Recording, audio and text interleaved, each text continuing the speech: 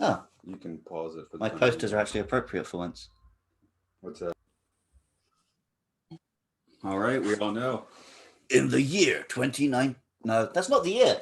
No. I just erased so many from my memory.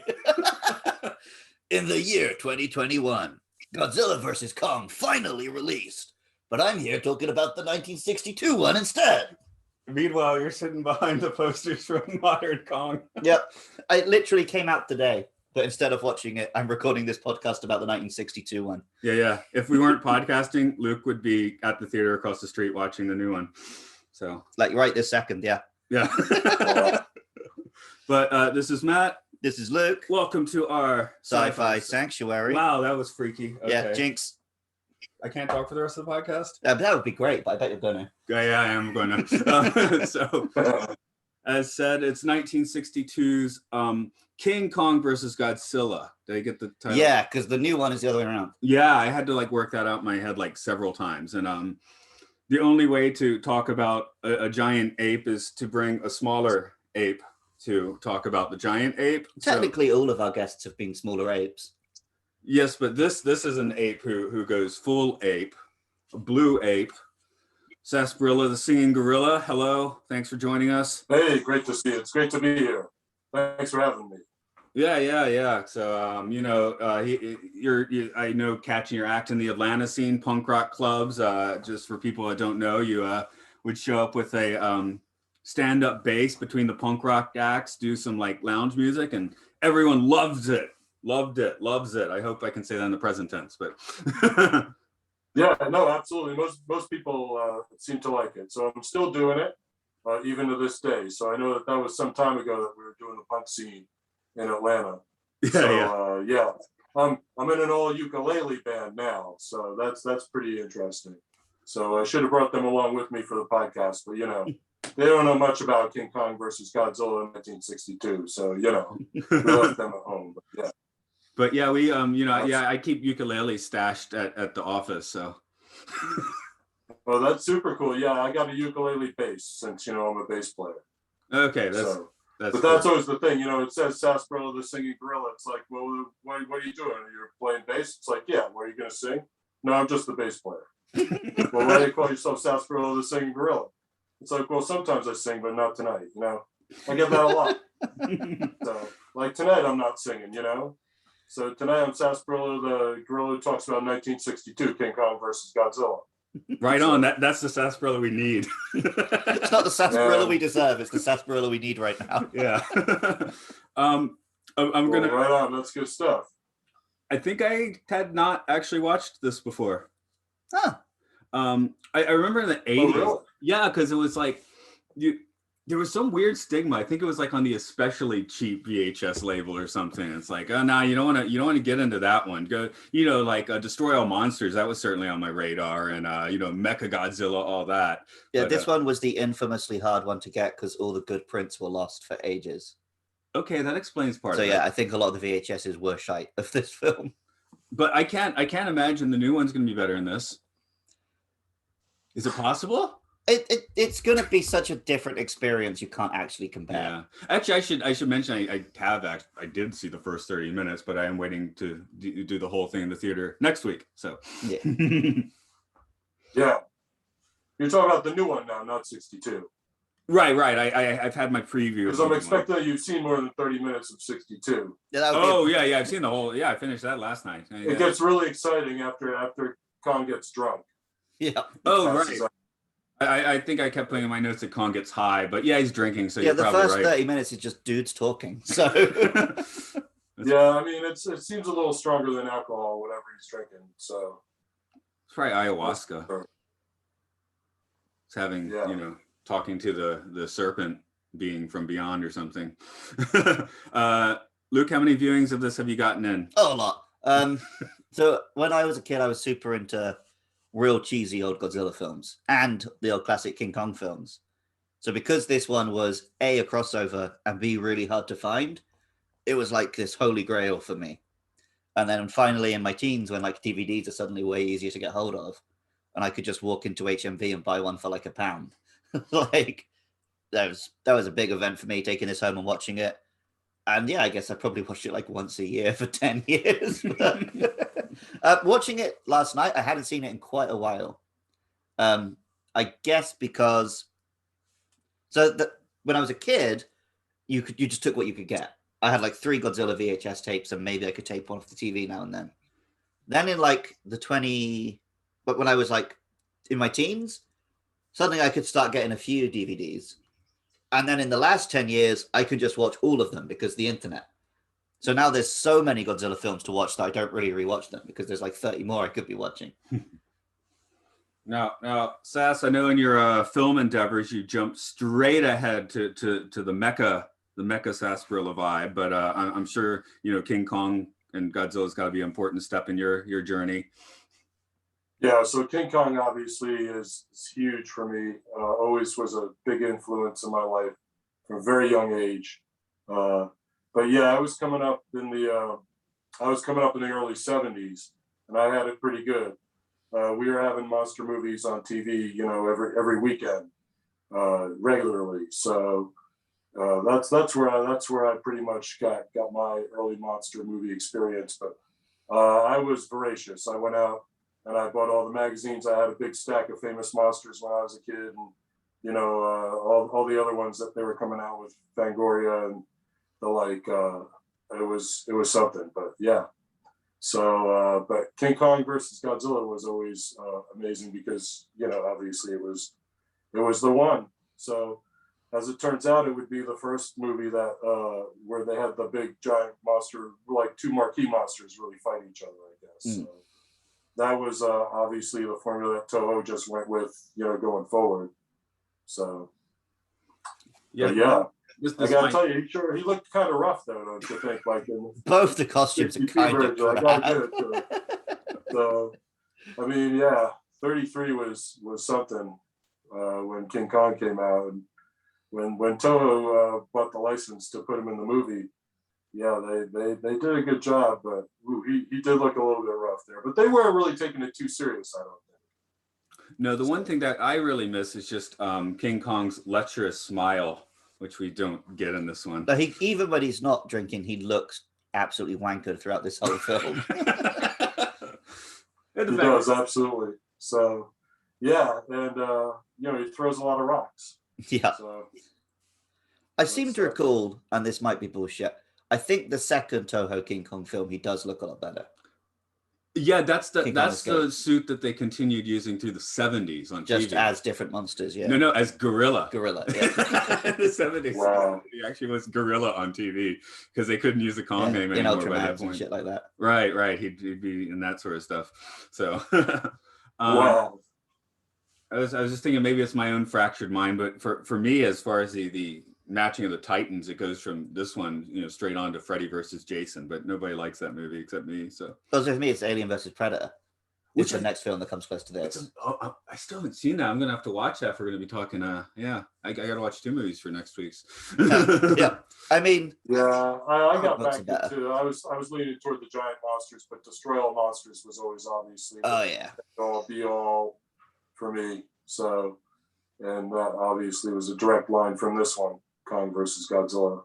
So, well, one of the crazy things about this one is there hadn't been many Godzillas or Kongs before this point. This is number 3. Yeah, for both. Yeah.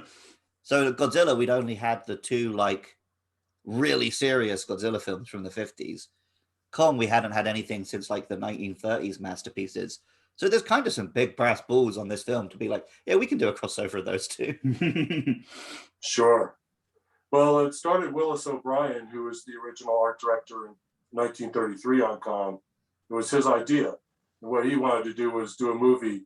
He basically was shopping King Kong versus Frankenstein. And he was going to have a giant Frankenstein fight King Kong over San Francisco was the idea. And he started shopping it around to all the American studios, and no one was really receptive to that idea.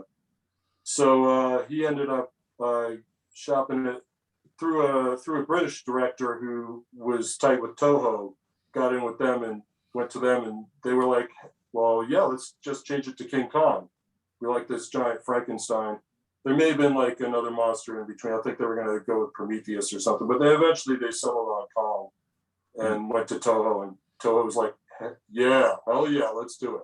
So I think it was their 30th anniversary coming up, and they wanted to do like a big thing. So they were like, yeah, let's license Kong, and it worked out great for them. So Of course you want to license Kong. How could you not? We still haven't gotten Giant Frankenstein though. That's They did it in like some TV stuff. It was in like some Power. Yeah, they did do what was that? I'm trying to remember. Ooh. I think it was just in some Super Sentai shit. It wasn't in one of the like cinematic movies. Yeah, it may come back to me. I want a pop culture explosion of giant, Frankenstein's monster versus, I don't know, giant Dracula. That'd be fine if they were both like 50 feet tall. Yeah, no, I just want a Frankenstein that's just like 1,000 people sewn together to make this giant monster. Okay, that's a good idea. Too. Yeah, that's what you could do with today's effects. That would be sick. Like in the actual negative sense. Well, I guess the American effort was just unlucky that RKO Studios had folded by then, because that's who they really wanted to go with. I mean, that's who did, I think, the original Kong way back when. So, I mean, we were just coming off a decade of smaller monsters. The creature from the Black Lagoon's fantastic, but that creature's not that big. Yeah. So. It's so that version of Kong versus Godzilla that you had, was that the American version or the Japanese dubbed version? So we were watching the one on archive.org. So it was the Japanese version with subtitles. But when I was a kid, I had the American dub. Yeah. Yeah, the American dub would go like to all those like news flashes and stuff like that. And I think that's probably what the big difference was, really. Just like they did for the original Godzilla as well. Yeah, I sort of had a thing where it's like I almost wanted to kind of watch it in dub, but living in Japan, it's like, no, I gotta watch it in Japanese, so it just feels wrong. And I guess I've shifted. Actually, my big shift, I think you might have been there, was the Plaza Theater, and they were showing maybe Son of Godzilla or something. And I just remember that was subtitled. I'm like, okay, it's time to switch gears and do Godzilla this way. All the VHS tapes I had as a kid were dubs, and that was part of the appeal, was how terrible the dubs were. When I did, but now I'd rather watch the real Japanese. It was the Silver Screen Spook Show at the Plaza Theater. Yeah, to show the classic monster movies. Yes, that's right. That's fantastic. My wife bought a Godzilla shirt there. Or no, that was a Drive Invasion shirt. Same strain. Sure. It is now my daughter, so she's rocking around her Godzilla shirt. But apparently, she doesn't want to go see Godzilla versus Kong with us. Oh. She's too smart for that. Good times. Well, just 20 more years and you'll be able to sell it on eBay for $237. Yeah, really. Pre-worn by two separate the Drive Invasion t-shirt, that is. Not your daughter. No, right. Although, the pre-worn by two Japanese ladies would drive the price up, unfortunately. Yeah, unfortunately it would. Okay, I'm going to do a quick plot for this one, just to get it out of the way for what plot is there. So just give me, it'll probably take a minute. So I'm going to enjoy a cookie. Cookie time. Oh, I attacked a kid with a cookie monster and he fell out of his chair last week, by the way. just saying. Okay. Pacific Pharmaceuticals wants to ramp up its television advertising, so company president Tako-san sends a few minions to the South Pacific to draft King Kong as their new mascot. Meanwhile, in the Arctic, an American submarine inadvertently releases Godzilla from his icy prison. Godzilla subsequently rampages. Back in the tropics, King Kong battles a giant octopus, gets really high, and then is thrown on a giant raft bound for Tokyo. They have a run-in with Japanese customs, but this all comes to a head when Godzilla shows up to play with a now awakened King Kong. The two titans go stomping around Honshu with the self-defense forces trying and failing to build a giant trap for Godzilla, but having more luck getting Kong high as hell again. They helicopter the sleeping Kong to Mount Fuji where Godzilla is hanging out. The two get full on into the verses we were promised in the title, and these monsters of legend eventually fall into the Atami Sea. Truth be told, Atami is a very steep place. Kong resurfaces to plonk back onto Faro Island? Okay. And everyone just assumes Godzilla will also be back for more hijinks. And Toho did not skimp on that promise. this is still the start of Godzilla when you get down to the brass tacks of it This all. is still Godzilla is purely a bad guy. Yeah, because were you sick and Kong against him, which I guess is probably applied to the new one as well. But Yeah. I don't know how much we have to say about actors, because we had a fair amount to say about the actors in the original Godzilla. Yeah, but this one, it's much more of they're just there to give you a few jokes and look at the monsters. Yeah, There's not like really rich emotional plots or anything for these guys. What I did like watching the Japanese version is we have these American accents that are like kind of subtly bizarre. Yeah. Okay. Yeah, I guess they've just been told to speak slowly. Yeah. Or they probably had like Germans, doing all that. accents. Yeah. So yeah. Yeah, they're trying to give it the international feel by having a few English language scenes in there. I mean, the stars here are the guys in the suits, right? Oh yeah. Yeah, no, they'd be like, so does anyone here speak English? Because we got to get this dubbed out. And then like whoever's around who speak English can make like an extra $40 or whatever. Mm-hmm. That still happens in Japan, because they have like the evening drama and even the morning drama sometimes, and they'll have just like anyone that looks not Japanese show up, and it, I mean, that's to this day they'll do that on NHK TV. So Wow. Because nobody notices except for me and other. Yeah, and we make up 1% of the audience. So Yeah. what do they care? Also, I'm not watching. I'm just passing by and true. seeing it, so I'm not even part of the audience. So Yeah. The even in like the big budget films, when they try and pretend one of the characters can speak English, they've clearly just memorized the sounds. Like none of them sound like they can speak English. Even Shin Godzilla, which I think is a really good film, is terrible for that. Every time she's supposed to speak English, she sounds awful. Yeah. But it's a Godzilla movie. It adds to the charm of it all. Yeah, a little bit. But then I listened to an interview with the woman who was her English coach and was trying to make it sound like she did a really good job. I'm like, oh, she didn't. She really didn't. They really had to shoehorn the female actors in here. It's like 3 scenes of girl time, and then Fumiko gets, Godzilla. It's a King Kong, right? So she's got to get stolen. Yeah, King Kong drags her around for a while. The abduction. Yeah. I get, I guess King Kong's usually for blondes, but yeah. I married a Japanese lady. I get that. You got to think, anyone who's directing a King Kong film at this point, is it like a fetish thing? They got to have like a lady getting all tied up and grabbed by gorillas and stuff. Yeah. They really had trouble getting her into this movie because she had no clear purpose. Again, they were just like, hey, any blondes around? We gotta make this movie. And then they're like, nope, sorry. It's like, okay, well, just get this other actress. She'll do it. Yeah, well, she was like dating one protagonist and the sister of the other protagonist. So they tried to make her relevant, but she didn't have any agency or do anything. She just worried and screamed. And then passed out. Yeah. But I guess that's just the cinema politics of the time, unfortunately. So okay, we're talking to let's get to the guys in suits. That's the most important thing. So we've decided King Kong is a little bit janky in this one. Yeah, he is a bit. Even Godzilla looks great from certain angles. From the front, he looks like the Cookie Monster. That doesn't bother me.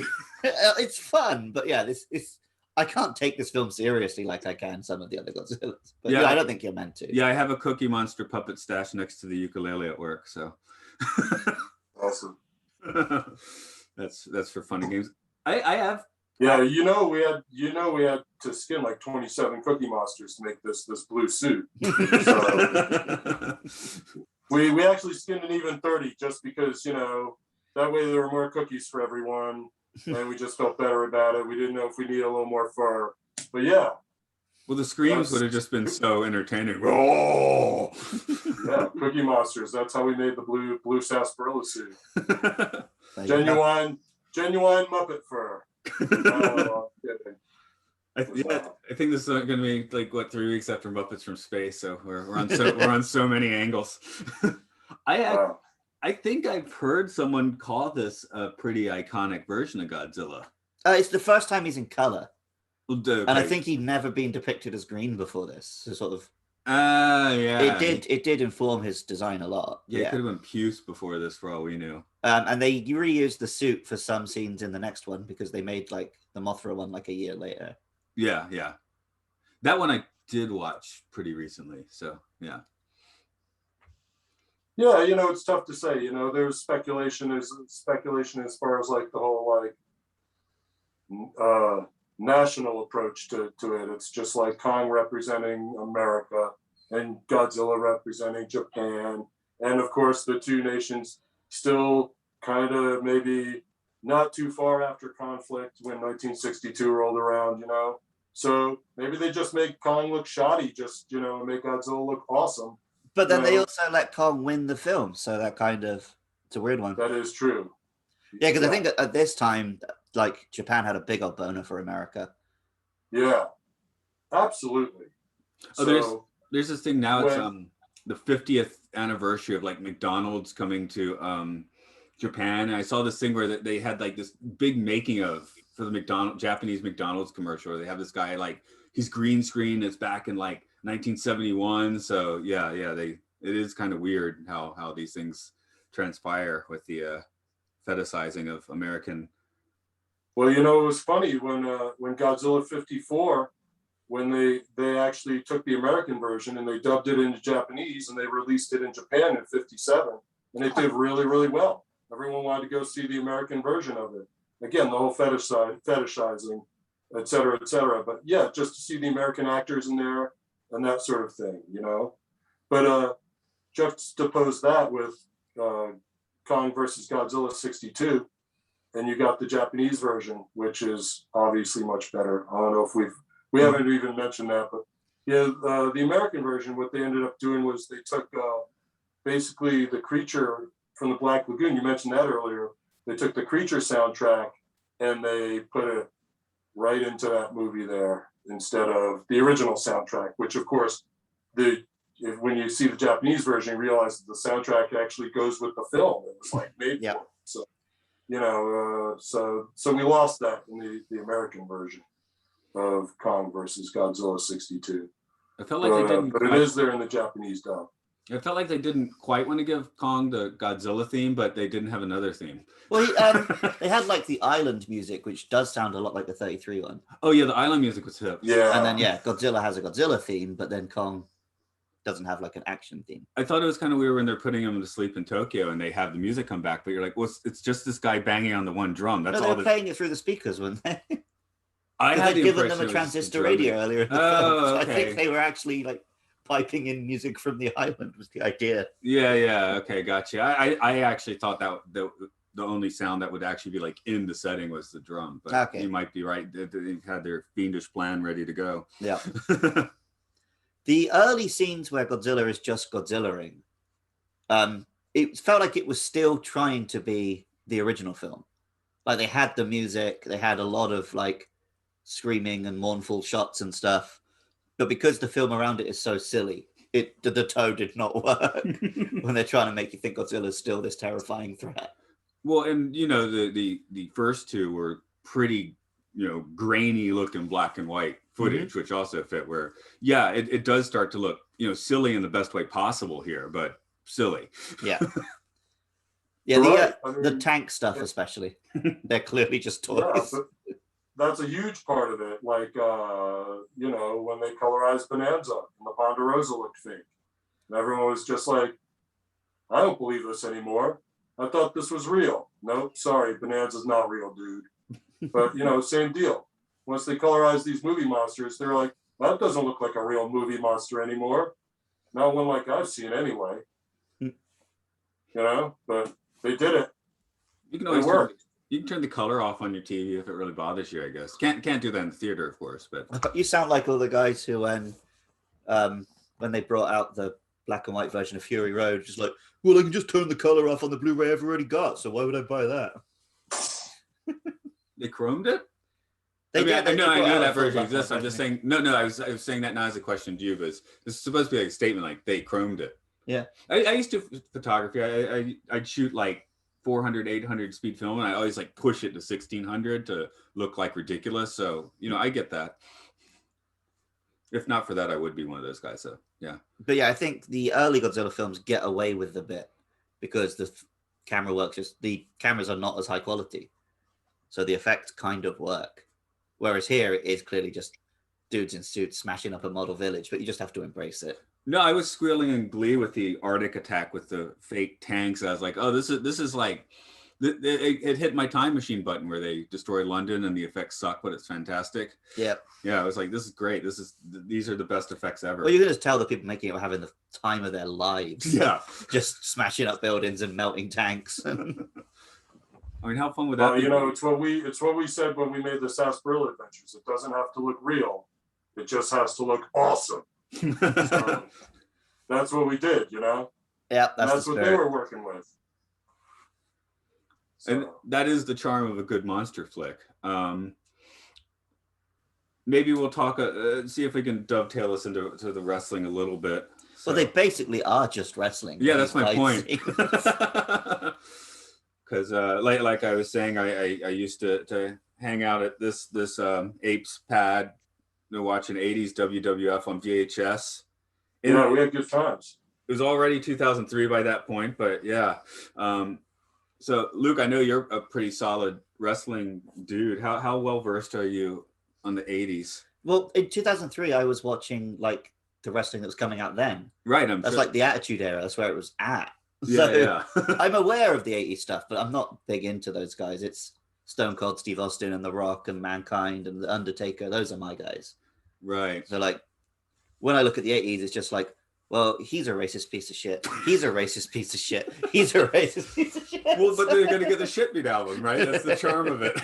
I was bummed out. Our coworker is not Matt, but Maddie. And last week I mentioned Roddy Piper, and he didn't know who it was. I'm like, what? How? Yeah. No, that Jimmy Snuka segment was that Piper's Pit, that very famous segment that happened where Roddy Piper smashes Jimmy Snuka in the head with a coconut. And they shot that at a house show one night in Pennsylvania. And they actually didn't even air it for like 5 or 6 months after they had shot it. But man, that sparked some serious grudge matches. I think it was summer of '83, I want to say, that happened. Snuka and Roddy Piper in the WWF, which is now the WWE, but yeah, it was something. Yeah, WWF, good times. I used to go. Like I said, I came up in the 70s, so I was right there at the end of the 70s. Unfortunately, I was there for the Backlund era, where he was champion for what seemed like forever. And that's where I learned to root for the bad guys. You'd have done very well in the UK then, because we always root for the bad guys when they come and see us. Absolutely. Every time they visited the UK, I'd go along for at least 1 or 2 shows. And so they have, in more recent years, they have the NXT, which is like the up-and-coming division, where they train new wrestlers, and they do not know how to deal with British crowds because they just expect us to cheer for the good guy and boo the bad guy, but we don't. So, yeah. It's no fun. Never any fun cheering for the good guys. So, yeah, absolutely. They always had the best bad guys, you know. Back then, it was like George the Animal Steel was hanging around and stuff like that. But yeah, I got to see some pretty good wrestlers. I actually got to see Andre the Giant live. I saw him from the second row. Oh, nice. When I was going one time. That was pretty cool. He wrestled Sergeant Slaughter. And yeah, I got to see the Road Warriors up close and personal. Those guys were awesome. But then when the ECW era came, that sort of changed everything. The Dudleys came around. And when the Dudleys were in ECW, I went to a show in 1998, a house show in Cobb County, and they just about tore that building down. It was pretty incredible. Yeah. So, but yeah, the wrestling matches were fun. We watched the videotapes, Matt and I, back in the day. No, it's just it's the stories. I mean, it's about the stories, isn't it? You know, South Park. It's the acting, right? So just so much fun that way. I mean, again, in this movie, I keep thinking of so much of wrestling just because it's got the same vibe, you know. It's a bunch of story, and then 2 big guys in costumes come and duke it out at the end. and maybe the fighting's not that great, but you're so invested, you're having a good time anyway. Exactly. So I'm seeing if it's like giant monsters, professional wrestling, Saturday morning cartoons. It all just sort of blends together in the good times. You mentioned Sergeant Slaughter just now. He went on to be in Godzilla Final Wars, just sitting in a chair and speaking English through the whole film, like he clearly didn't give a shit about being there. Oh, that was him. He's earned some paychecks for sitting in a chair, I think. It's a man in the chair. There we go. He's got a good tash. He's paid to get that tash on camera. Yeah. I'm sitting here seeing if I can track down your wrestling photo. Nah, it's not. It's too old a podcast. What was the guy you dressed up as? Oh, Gold Dust. Okay. I think I've got that saved on my phone. Okay, let's see that. It's a pretty magical photo. Yeah, me and my friend, we ran a 5K run as Gold Dust and Stardust. Wow. That was pretty good. I know. Was it under Twitter or Messenger? I think it's under Messenger. That's awesome. I can always excise. Yeah, you can always stick that up later. But yeah, that was good fun. And the Rhodes family legacy, man. Yeah, good stuff. I've seen Cody Rhodes under like 5 different banners under 5 different names. So he's on TV now in the States. So yeah, he's on that AEW, right? Yeah, absolutely. They got a new league, and he's on television. So good for him. It looks like he's sort of running things around there. But yeah, I saw him. I've seen him as in the WWE. I've seen him in like just a random college show in the UK. And I've seen him in the New Japan Wrestling as Cody Rhodes, as the American Nightmare, all different characters. Yeah, I saw him as Cody Rhodes, the Lone Star, in Gwinnett at like a high school auditorium one night. That was a good night of wrestling. We were rooting for the bad guys there. And a bunch of people looked like they wanted to meet us in the parking lot afterwards. They didn't want any part of it. So yeah, it was a great guy wrestling. Silky Boom Boom. I remember him. Yeah, he was ranked like 423 on the PWI top 500 wrestlers that year, and maybe 360 something.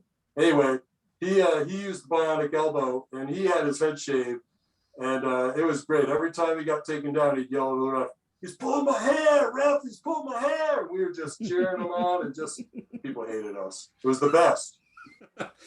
See, in the UK, it goes all the way around to when, like, John Cena comes out. There's only 3 of you in the crowd cheering him. So yeah, I can be that guy by cheering the one you're meant to cheer. And over the past few years, there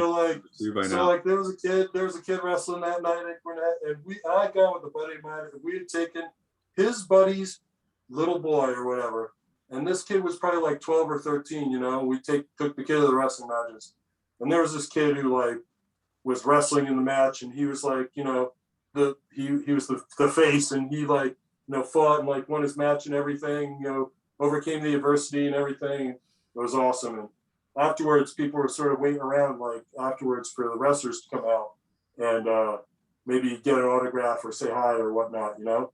Mm-hmm. So wrestlers start coming out, and we're standing in the parking lot, and the wrestler who he was actually that night, he was Big Ron Studd, but he went on, you knew him as Reese, if you remember Reese. Yeah, he became Reese in the WWE, but that night he was Big Ron Studd. He came up to us and he said, "Who are you waiting for?" And the kid told him the wrestler's name he was waiting for. I don't know, he shouldn't even say it. And he said, "Wow, you know he's gay." Yeah, really, you can ask him about it. And we just sort of like stood there silent, and we were just like, "Whoa!" And he walked off. Anyway, good times at the wrestling matches in Gwinnett back in like 1990. My favorite memory of a kid, we were watching some amateur wrestling in the UK. I'm sorry, that was 2000, not 1990. Okay. Anyway, go ahead. There's this one guy who I guess is like the really popular one. So everyone's cheering him. But this one kid in front of us was a big fan of the other guy. So he's screaming, "Mason, Mason." And then the famous guy turns around. The kid just looks him dead in the eye and just screams the other guy's name, "Mason!" And he looked so dejected that the one kid he decided to make eye contact with cheered the other guy. It was great. That's awesome. We went out one night, and this is a little later on, where we actually are like now adults, and we're now friends with people who are pro wrestlers. Okay. And we know this one wrestler, and she's actually wrestling for the title in the WWE. on the Nice. pay-per-view, and she's a bad guy. And we go out to the bar to watch it where they're having the pay-per-view, and she ends up knocking out the champ with the belt while the ref turns the blind eye and like pins her and like wins the title, and everyone's like boo, and we just, our whole table's like yeah, like we're all like cheering. The whole like bar is silent, like everyone's looking at us. We're just like, That'd be the I don't want to meet the whole bar in the parking lot, you know? But Yeah. that's pretty fun. Rooting for the bad guys, it's awesome. So Can you that's why say I who? like the monster movies, because they're all bad guys too, you know? Yeah, I was about to Yeah. say, who are we rooting for? Sass, I gotta assume you're rooting for King Kong, but I'm not sure. Yeah, no, I'm always rooting for King Kong. Yeah, I would imagine so. Luke, I don't know what your answer is to this one. I go back and forth because I do love Godzilla and King Kong. Sometimes I feel like Godzilla's a bit overplayed, so I like King Kong because he's a little more. They don't bring him out quite as often. But then I do really like dinosaurs, so you know. In this one, though, you're definitely rooting for King Kong. Oh yeah. I guess that's how they're playing it. I mean, Again, because King Kong he's kind of a goodie in the 30s one. Whereas at this point, Godzilla had never been anything but a menace. right. And even the next couple films, like the next one after this is Godzilla versus Mothra, he's still purely a bad guy in that. And then it's not until the one after that where they bring in Ghidorah that he starts to be like an anti-hero. I guess he's bad news, but at least he'll kill this other monster sort of thing. I guess Godzilla needed to have a child to kind of chill him out a bit. Yeah, but even that's still for a little while on. Yeah, it's about 67, I guess, where you get to that. And don't forget about Rodan. So that was a big one too. What was that, 57? Is that when Rodan came out, or 58? Yeah, but he comes out on his own. You know, I was always a big giant pterodactyl fan. He's kind of high up on my list there. You know, it might even be like Kong, Rodan, Godzilla. Okay. But that's only because like I was big on the Flintstones growing up, and the giant pterodactyls that they turned into airplanes on the Flintstones, I was always truly fascinated by that. So I decided to become a big Rodan fan as a result. I've always been had a soft spot for Gamera because he's the monster that protects the children, which doesn't make any sense. Yeah. And also he's on a different film company, so they don't let him play with the other monsters. Yeah, I did notice the monsters that. he fights. He does, but I'm just saying Special. it'd be nice to get Gamera in with the Toho just for a. I'm surprised they haven't done a crossover yet because Japanese companies are a lot more willing to do that. True. I want to say there was talk a few years back. Maybe before it fell through. Yeah, I don't know many of the details, but I heard that. Yeah, they were talking about it for a minute there. Maybe after these Warner Brothers ones finish, they'll give it another go. Yeah, because Gamera's still cooking in the pot, right? Those 90s films are like the best ones. Yeah. Well, I mean, that's arguable, of course, but you know it. Well, now that Toho has all their licenses back, as I understand it, they're planning a big deal. So they're talking about maybe 2 movies a year or something like that. They want to have a Marvel style universe. Yeah, there was a contract thing up until 2020. They couldn't bring out a live action Godzilla movie the same year Legendary did. But then they had like Godzilla, Kong, Godzilla King of the Monsters, Godzilla vs. Kong. So there just was no year Toho could play in. But now Toho, they can do what they want. So I think they're going to start pumping out them beasties. Yeah, I'm way more excited about a Toho one than I want to see Godzilla vs. Kong next week. That'll be fun. But I'm just like that. I don't have the excitement for that I think I'd have on a new Toho one. You know? Yeah, I go both ways. Okay. If I didn't know that Toho ones were still going to happen, if I thought like, oh, this is replacing them, I might be bummed out. But I like there being both. Yeah. Oh, yeah. Of course, it can be both. I'm just like I feel like that would. Yeah, you gotta have some of these monsters stomping their home ground sometimes. I think. Yeah. To really make things light up on fire. I lost my point there, but you got a big point now. Well, I think this film is kind of a big deal in Japanese culture for like cementing Kong as a thing. Yeah. I'm sure the 30s one were popular over here, but like this is when he became like a big household name. And that's when the word Kong entered Japanese like lexicon as just a word for gorilla. Yeah. And then 20 years later, as a little Japanese game developer, what's he going to call his game about a gorilla? Donkey Kong. You go from there, you got Mario, Super Mario. Basically, my whole life can trace itself back to this film. I guess the war sort of got in the way of that. Maybe Kong, got some traction in the 30s, but you have a world war and you're not paying attention to other folks' culture for a few Well, years. they were deliberately like covering up all American culture for a little while there. Right. So, and then by the end of the war, I think Kong did have like a big re-release in the 50s. mm-hmm. So maybe that was why he was popular enough they wanted to make this film. Because I bet it was a real feather in their cap for sure. By the 1950s, Kong probably still looked amazing. Because there were new creature features being made during the war. So yeah, Kong like holds up today. No, I think when did they colorize it? Probably Turner in the 80s or something. But okay. yeah, it was probably right. 33 Kong for me is a pretty perfect movie. The pacing's good, the effects are as good as they need to be, and when they look fake, they're still awesome. I mean, the effects in this one are obvious, on that level. In a way, the 33 Kong does look better than this. Yeah. I mean, maybe the black and white helps in that case. Yeah, black and white and a little fuzzier. Incidentally, totally throw this off a little bit, but have you all seen 33 Most Dangerous Game? I think I've seen it, but like 20 years ago. You know that they shot The Most Dangerous Game with the exact same cast of King Kong while they were filming King Kong on the same sets as King Kong at the same time.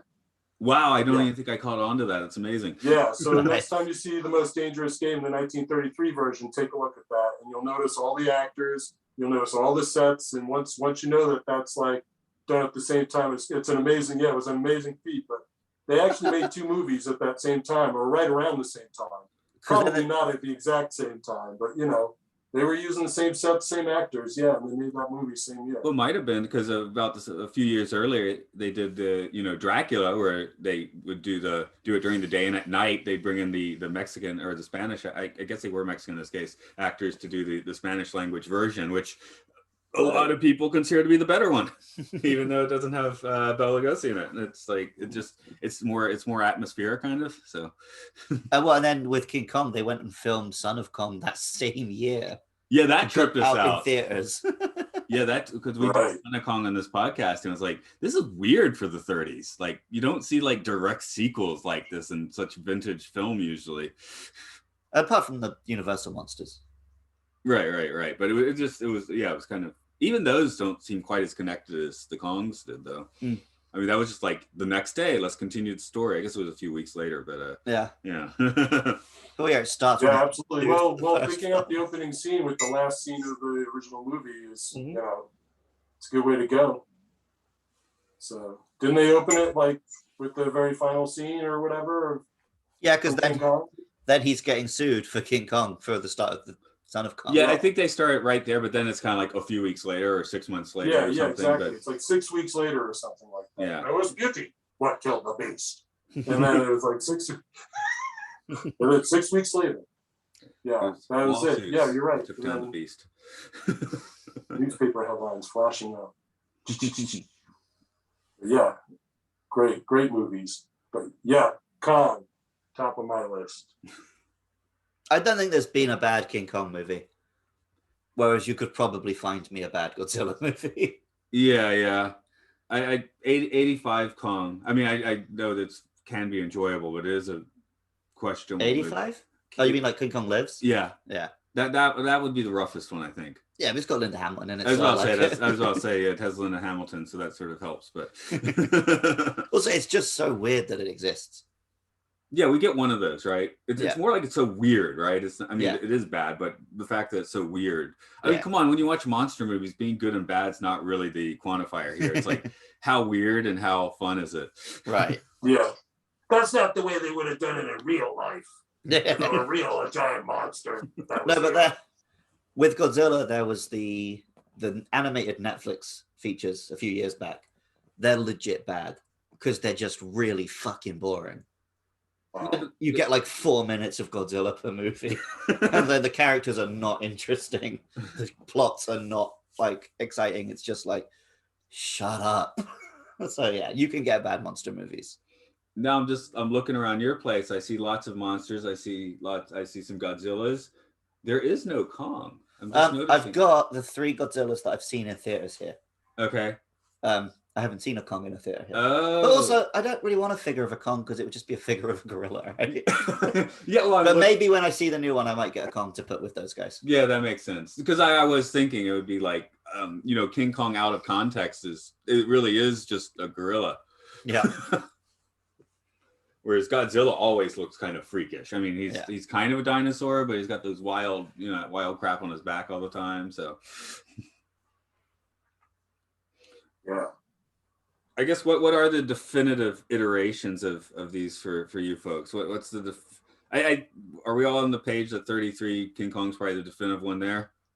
Yeah, I do have a lot of love for Peter Jackson's one, but the whole film is just one big homage to the 33 one. So Right. you can't really say it's the best one. Yeah, you can't have one without the other.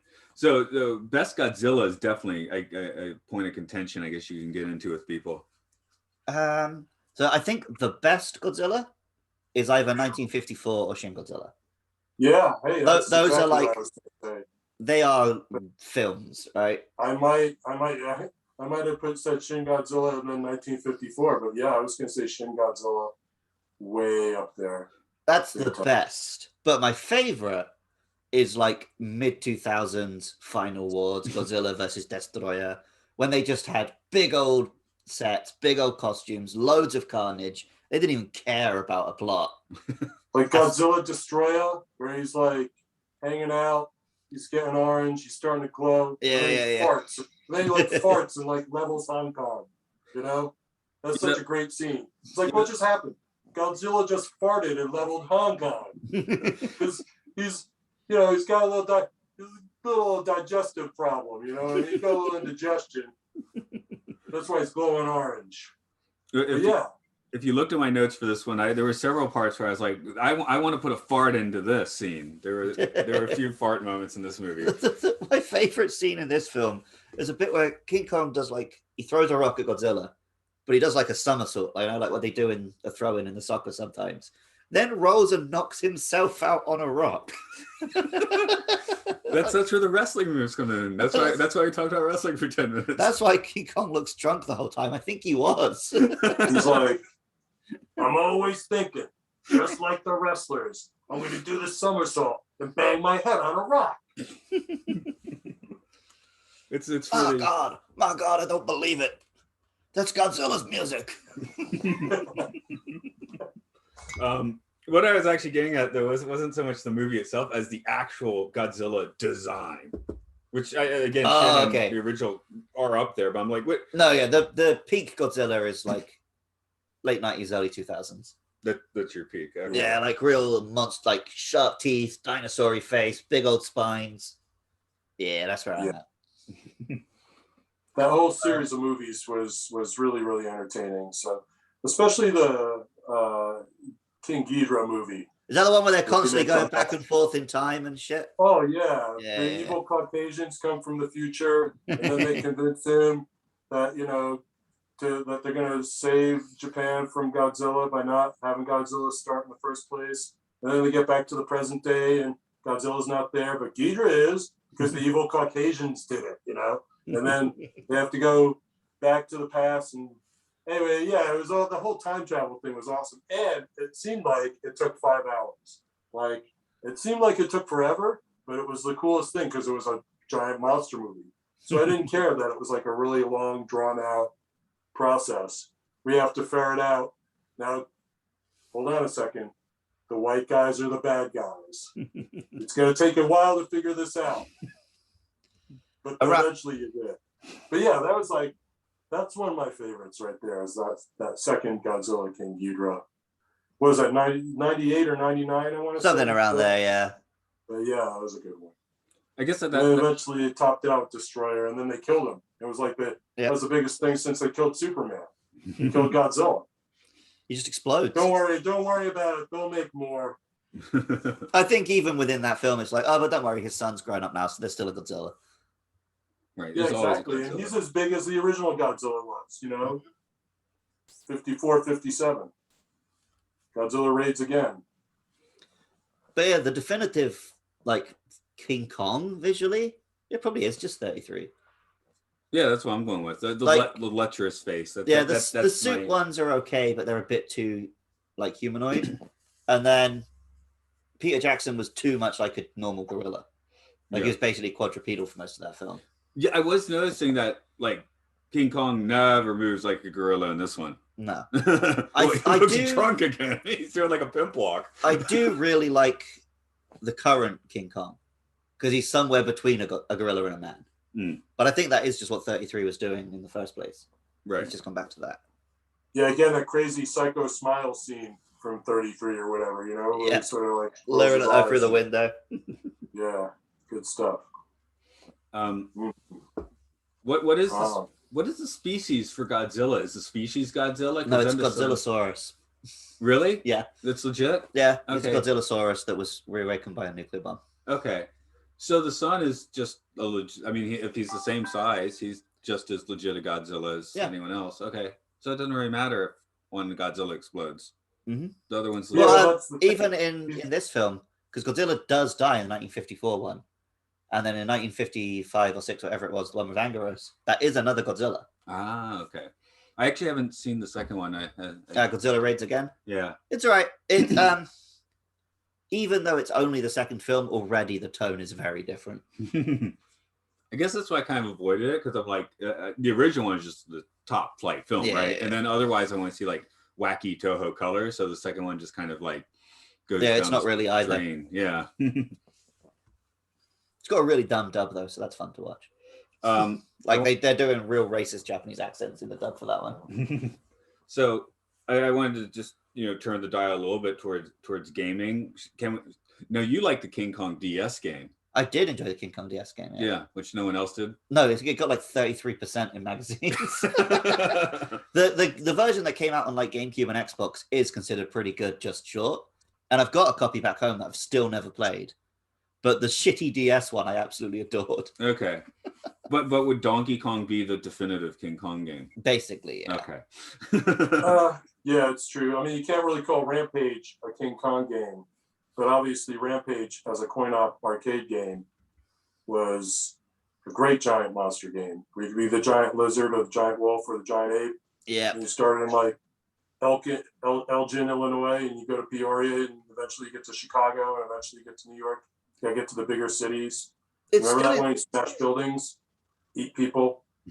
That's a game that I definitely could never enjoy on a home system. That one had to be in the arcade where you're just like a monster ripping things apart with a complete stranger who's also a monster. There's a thing. Yeah, I mean, it was very cool. And it was nice having the 3-player game in the arcade. That was very cool. But I mean, we did MAME it. Eventually, like we had those MAME machines. We modded our Xboxes and put MAME on that. And we ended up playing it a bunch there at some point. Yeah, the original Xbox was a goldmine for just modding it and chucking on all the classic games. Yeah, I still have. Those were good times. Yeah, something about just being in Rampage. I'm specifically putting my mind in like the Gwinnett Mall, right? Just like that was the place to play Rampage for me, at least. Every time Rampage comes up, I remember that they made a film and I haven't seen it. I know how insane that is. I know. Like, it's a giant monster movie starring The Rock. Why haven't I seen that? We'll get to that soon. Like it's because I missed it in the theaters, and now I'm like, well, I'm not going to watch it till we watch it for the podcast. Now. Yeah. Okay. So that was a relatively easy one. I should also throw out the along with Rampage. I remember in the coin arcade, the Simpsons and X-Men ones being great for that too. Of course, and Ninja Turtles. Ninja Turtles. Captain America and the Avengers. Yeah, there were so many of those nice little multiplayer games where you just get into it with strangers, basically. Yeah, like Gauntlet was the classic, right? That's the one. Gauntlet. Yeah. I'm going a little later on my vintage because I remember like seeing Gauntlet and like the putt and playing it a bit, but being 6 or 7 years old and not quite being able to like wrap my head around it. Yeah, it was a tough game. I was never alive at a time where there was just like big arcades full of good games. So I would like go to a seaside resort or something, and there would be like 2 machines. And maybe you'd have one of like Simpsons or Turtles, and then you just had loads of dance machines and gun machines, which are fine, but not the same. No, Atlanta used to have just like fantastic mall arcades. Yeah, but yeah, that was all gone by the time the 90s rolled around. Right. So got definitive Godzilla game. That's a tougher cookie. Yeah, there were some decent Godzilla games in like the GameCube era. They're not good, but they're really fun because you just have a shitload of monsters. You stomp around, you smash stuff up. Me and my brother used to play those to death. Whenever someone asks you like, oh, what's your dream game? So my dream game is a Godzilla game, right? Where every level you start the level playing as a dude, and you're just fighting like small monsters and the big ones smashing up the city, and you need to get to, you know, the horn or whatever that you blow to cool Godzilla. Then you play as Godzilla and kill the big monster.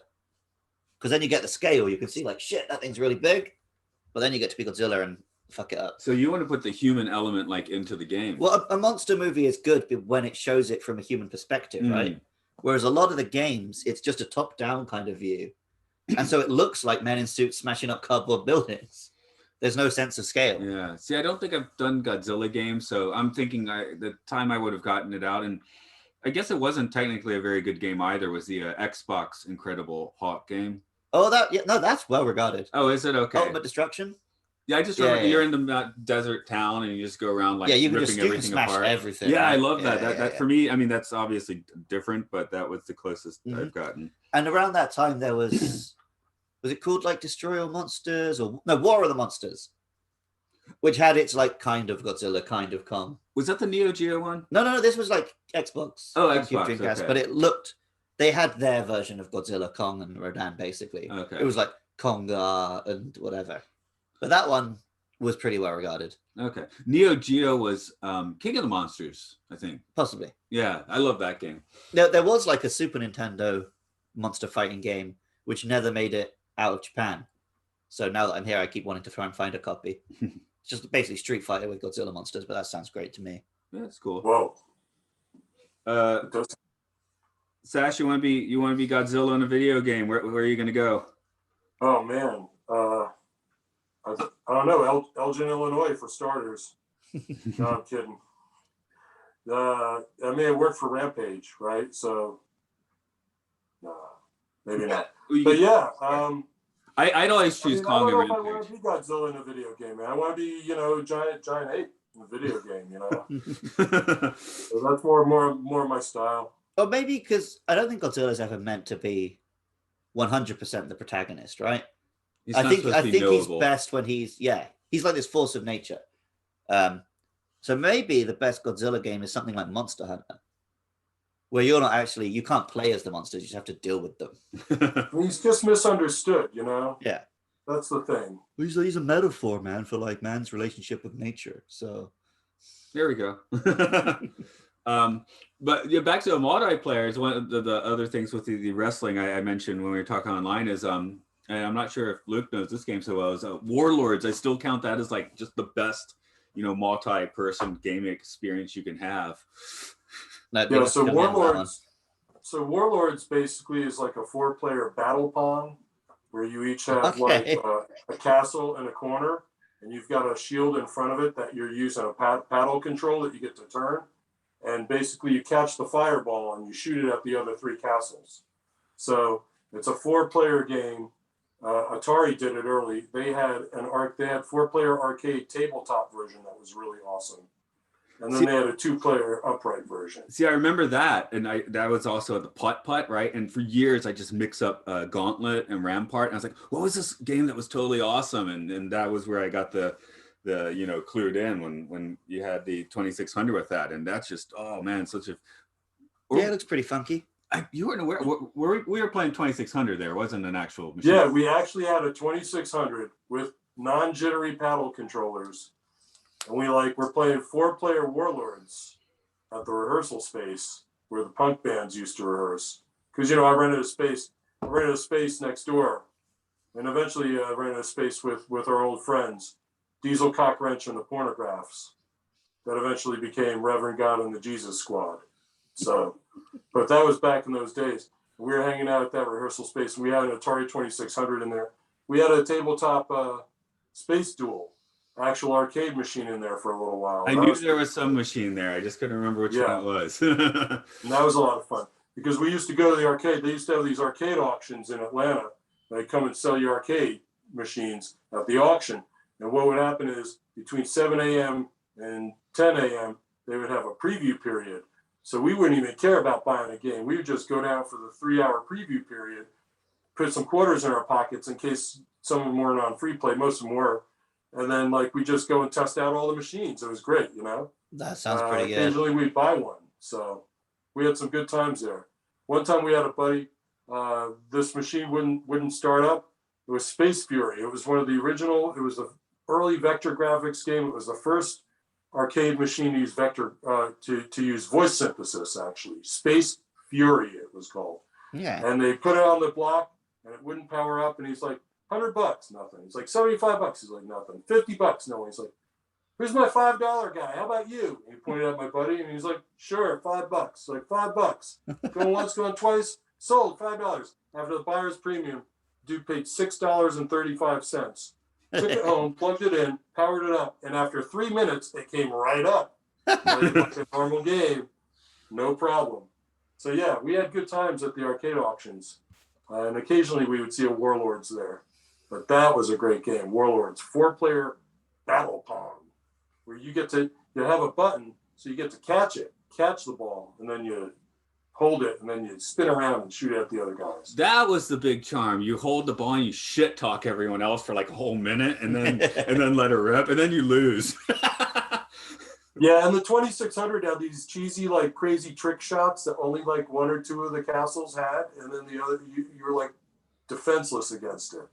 So that was on the 2600 version, not the arcade version. But they recently did a new Atari. They crowdsourced it. They wanted to get like, I want to say they wanted to get like 1.6 million or 1.3 million or something like that. In the first 24 hours, they did like $3.5 million in crowdsource. Oh, nice. And it took a long time. They started in like 2018, I want to say even, maybe 2019. But because of the pandemic, it took a long time and it just came out. I actually received mine on January 6th, oddly. But that was a good thing that happened to me on January 6th. I got to play Atari. So there was that. But yeah, I got the brand new Atari. I ended up being one of the suckers who crowdsourced it. And it's a lot of fun. So they have new joystick controls that you actually swivel the stick so that's your paddle controller and your joystick. And they got a bunch of classic arcade games too, like Lunar Lander and stuff like that too. So nice. Luke, good times. How far back does your gaming go? Because I know you're straight up on the Famicom and the. It does go back, but not to the same stuff you would know because I'm British. Oh, so right. it's ZX Spectrum and Commodore 64. Okay, we had Commodore 64s right now. Yeah, so they're like the Atari era and even the Famicom really didn't do that well in the UK. It was more home computer stuff. So my dad had a ZX Spectrum and I played a bunch of games on that. And like loading it up on tape and stuff. And he had like a side hustle when he was in school where we'd copy the tapes. That was how he made his change on the side. And he even programmed a couple. He programmed some like just like slot machines and stuff. Yeah, the Spectrum with their tape drive. Yeah. No. So yeah, Matt, did you have a 400 or an 800? I understand you may have had an Atari computer in your past, or am I wrong? I had a Atari 800 XL. So you'd have cartridges, but they were, I mean, they had some good ones, but they weren't quite as iconic, I guess, as the 2600 or something like that. The one thing is you get I think it was Antics magazine or something, and you type out the games, you type the program, save it to one of those giant floppy disks. So you didn't, you bought the magazine and then you'd have like 20 games, although they mostly sucked. Well, yeah, in the UK, you would just get a tape attached to the front of the magazine. So there were loads of games which were really popular because they were just on the front of a magazine.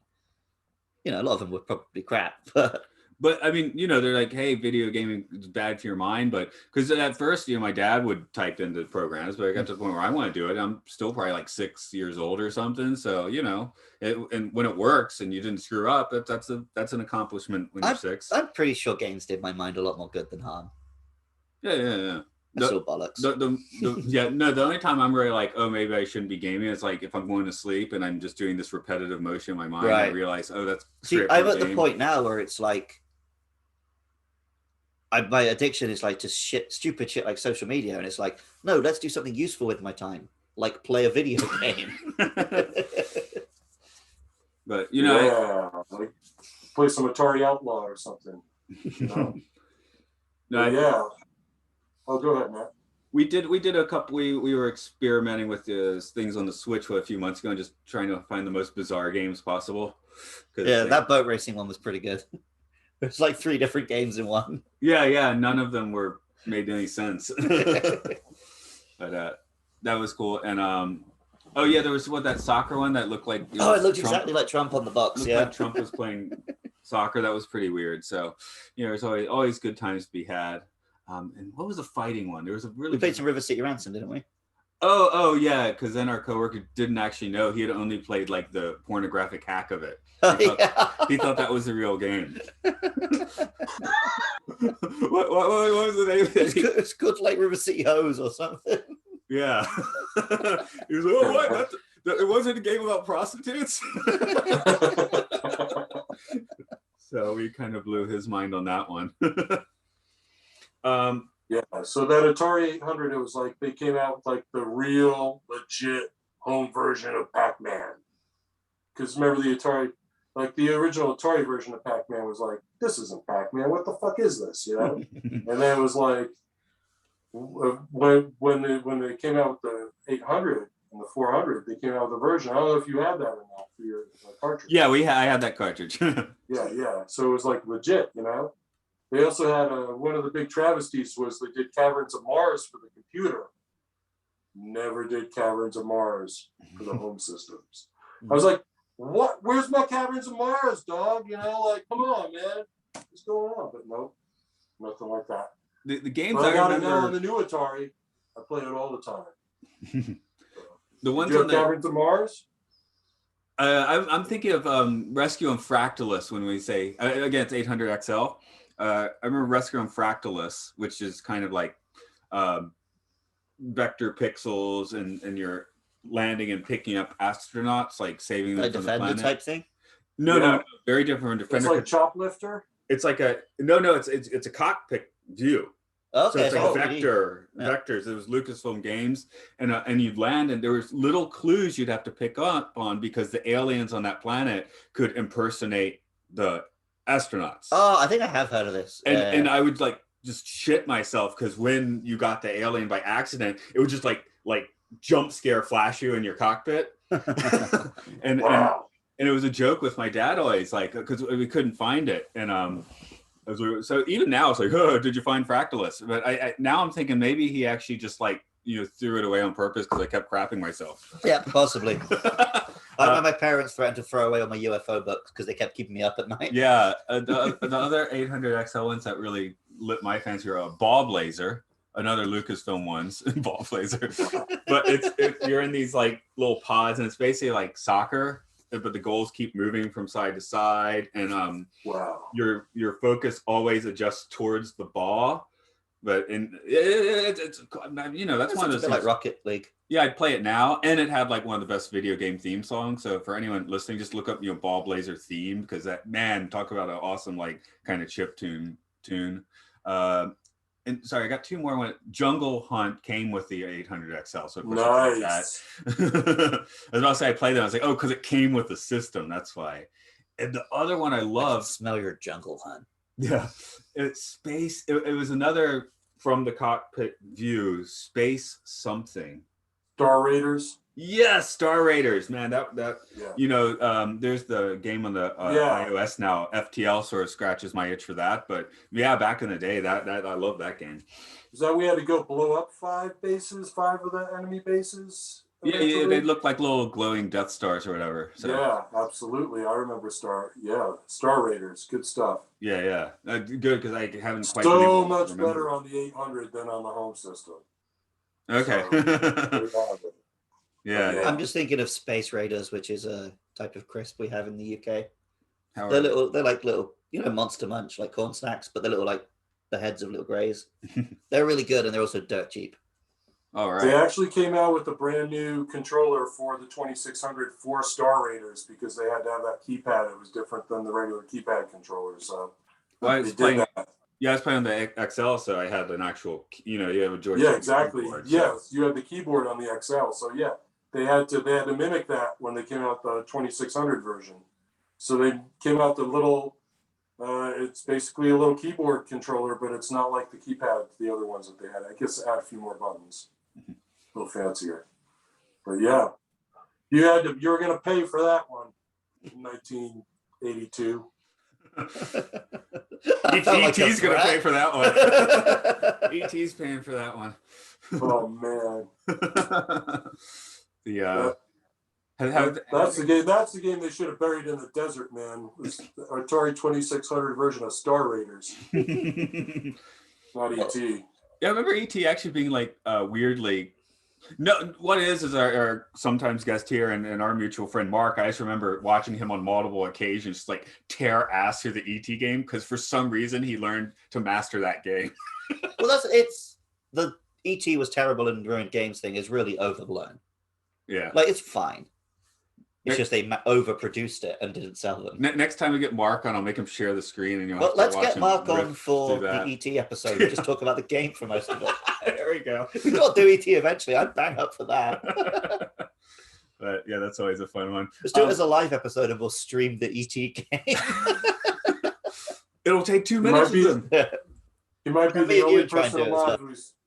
You may be the only person alive who's won the Atari 2600 ET game and the Atari 2600 Raiders of the Lost Ark game.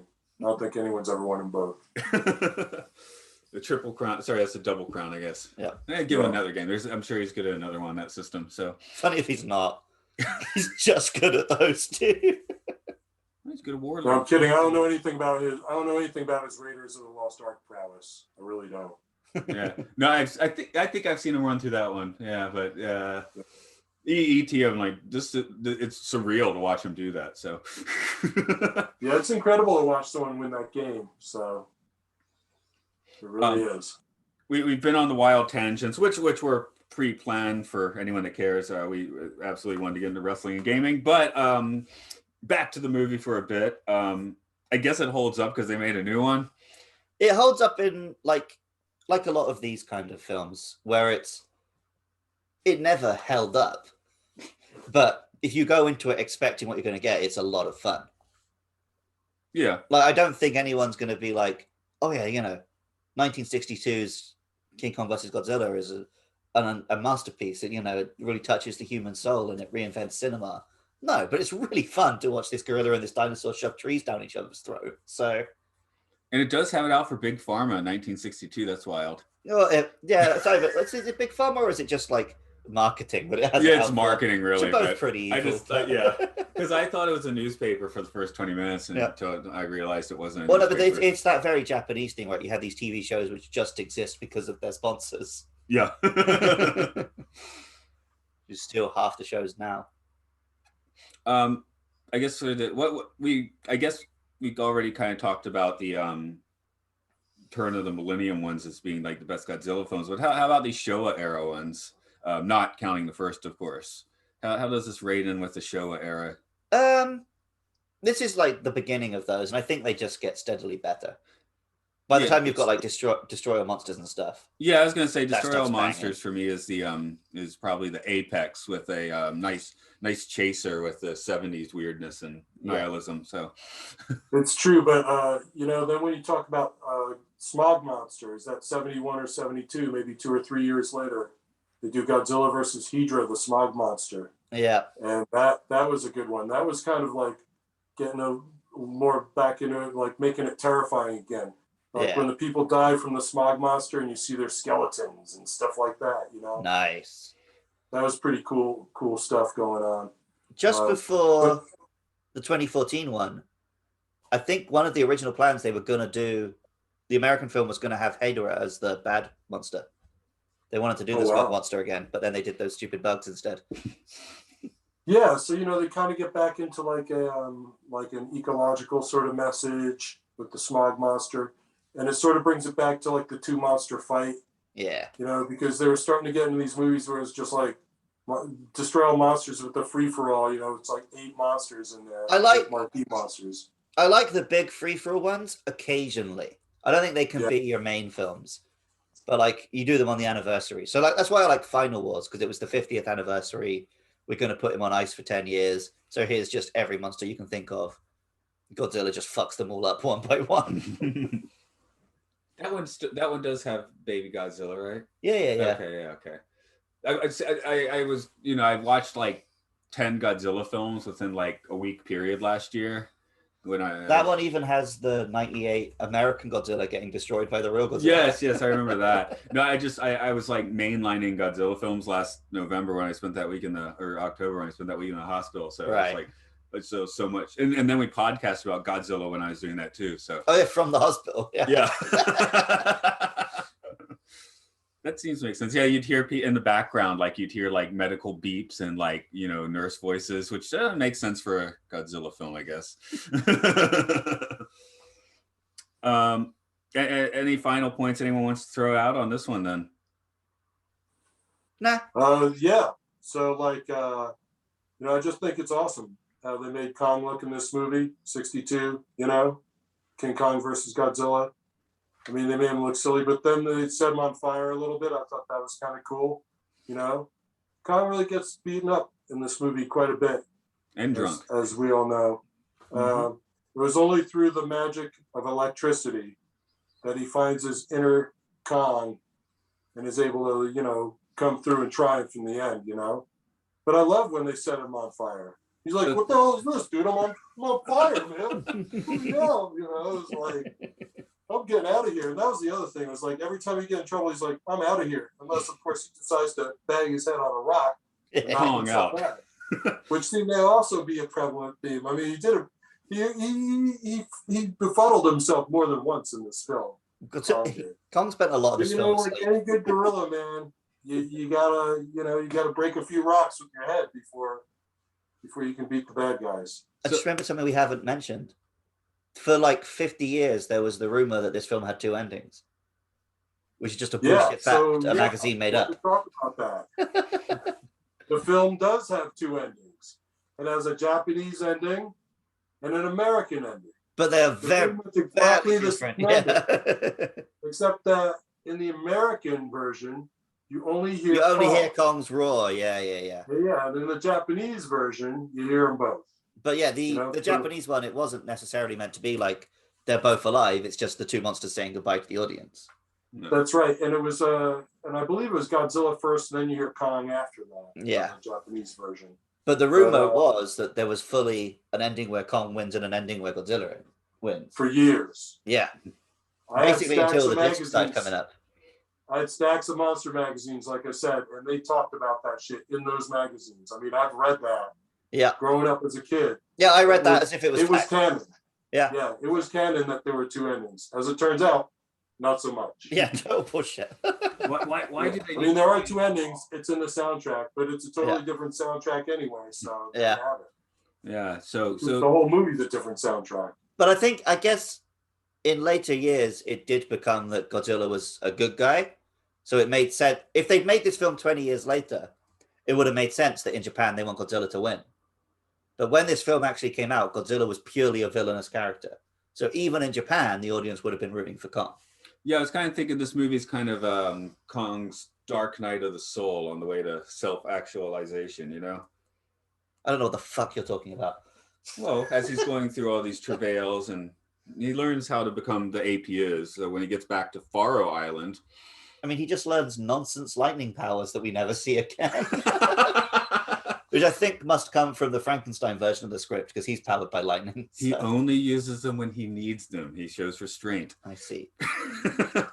I do think this version of Kong is one of the inspirations behind So Monster Hunter has its Kong-based monster, who's also kind of based on like the Journey to the West Monkey King. But he has lightning powers, which I think is a reference to this film. Okay, so none of us have seen the new one yet. Let's predict now. We'll make a gentleman's bet. Will Kong have lightning powers? Nah. No. He's got smarts. Okay. No lightning. I don't know. I think they might put the lightning in as like homage. I don't know. There might be a shot where there is some lightning or whatever, but I don't think he's going to explicitly have lightning powers. Okay. I hope. Also, I think we're going to get. I'm going to go for no lightning. No lightning at all. No smarts. Okay. No lightning. He's just going to punch Godzilla. He's just going to triumph on dumb luck. Well, I don't think either of them's going to win. I think we're going to get a bullshit. They team up to fight someone else. And Yeah. This is a Yeah. Luck Kong in this 62 one, but that's the charm. I don't He's think we're like going to your get drunk the ending uncle. I want, which is I want them to team up and fight Cthulhu. Yeah, That's okay. right. I mean, in this day and age, they're never going to end a movie ever again. It's just all going to be setups for the next movie, whether they make it or not. So I'm not expecting much of an ending here. I'm expecting a non-ending or what's more like a beginning. Could we get an ending and then a post-credit scene? That we'll get an ending which sets up a film, and then a post-credit scene that sets up another film, like 5 and then a years final down the credits line. film which sets up another film. Yeah. And Spider-Man Just like shows up. WrestleMania, baby. Yeah. It's a 4-year story arc. They're only going to do it for 2 weeks a year. So Sass Parilla, you have fantastic movies, appearances. How do people get into your stuff on the internet? Oh yeah, so yeah, I did a movie. It's called The Adventures of Sass Parilla, the Singing Gorilla, and it's an action-adventure serial monster movie done in a 40s serial style. Yeah, that's it. Action-adventure thriller of a monster movie done in a 40s serial style. And yeah, there are 4 parts. It's got like hooded bad guys and like all sorts of good stuff. And again, it didn't have to look real. It just had to look awesome. So it was Big Party High Five was the guys that did it. And they're really cool. It's funny. We did it back in 2004. We shot these movies. They came to me and said, "Hey, Sass, want to do a movie?" I said, "Sure." And they said, "We're going to have you do like a giant monster fight where you fight a biomechanical doppelganger of yourself amongst the buildings of the city." And I was like, "I'm in." So like we did it. And we actually did it and made the movie. So they're on the internet, they're on YouTube, they're out there. You know, Sass Parilla has always been kind of an underground thing. I'm still an underground thing. So I'll just show up on a street corner with the upright bass and play whenever, do whatever. Maybe I'll sing, maybe I won't. What are you doing tonight? I don't know. I'm emceeing. Well, you're the singing girl. Are you going to sing? No, I'm just here to announce. You know, I mean, come on. But yeah, that's what they hire me for. But yeah, that's good. I got the movies, basically anything but a singing telegram, and I'm still doing that to this point, right now, to this day. Started it back in 2001, where it was like anything but a singing telegram, because I'm trying to blaze a new trail for singing girls anyway, because singing telegrams were all they had, you know. But I was like going to blaze a new trail. It's been a long 20 years, but I'm still doing it. And I was going to say that the theme song for your movie, you can't unhear it. That bounces in my head like every other day, right? So yeah, they're like, "Sass, we need a theme song." And I was like, "Okay, give me a few minutes." And I got back to them and like, we wrote the theme. So you could tell I wrote that theme song in 4 minutes, right? Because oh yeah. And so we recorded it even quicker. No, I made a song once that people are angry because it gets in their head, and I made that on my lunch break. So you know, maybe true catchiness is contained in a small space of time. Absolutely. The song was written in 4 minutes and recorded in 2. Just remind me of 2 facts which I recently learned and want to share, even though they're not really relevant. Yeah, sure. So first, in one of the Sonic Adventure games, there's a bunch of raps that play on the Knuckles levels, which were written and recorded, all of them in one day for this game. They're dreadful. But in the same podcast I learned that in Sonic Rush on the DS, the final boss music, which is a song I really like, the voice sample in that is from a Malcolm X speech. Oh my God. So you're playing a Sonic smashing up Robotnik and it's going, "Too strong, too black, too strong, too black." That's awesome. From a Malcolm X speech. That's awesome. I just made a Public Enemy song start in my head too. So, Okay. So, you know, they were just looking for a sample. They had no idea what it was from when they took it, right? And then he makes an analogy about coffee, and I think the Japanese music guy thought it was just literally a guy talking about coffee. He didn't realize it was like a racially charged thing. Yeah, we have that stuff in Japan sometimes. There's still there was a news show that was on kind of mildly entertaining entertaining Sunday night news info show, right?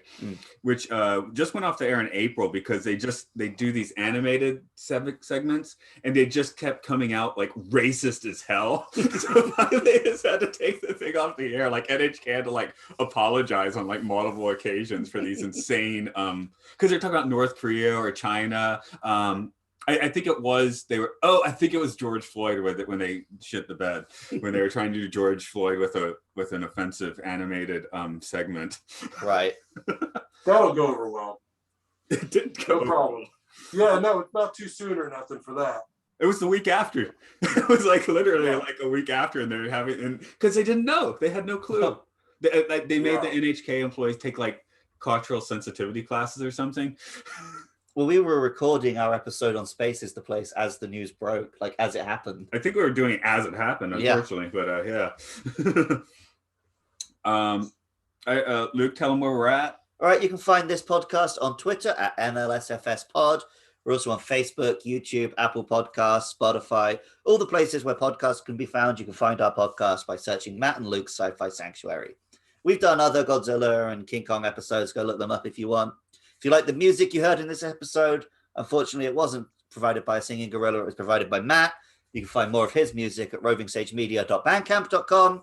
And if you've enjoyed all the retro games chat, then you can hear me talk about this fella here, Mario, by going to my YouTube, where I've been doing 35-second reviews of all the Mario games for the 35th anniversary. Just search Luke Summerhaze on YouTube. You can probably find it.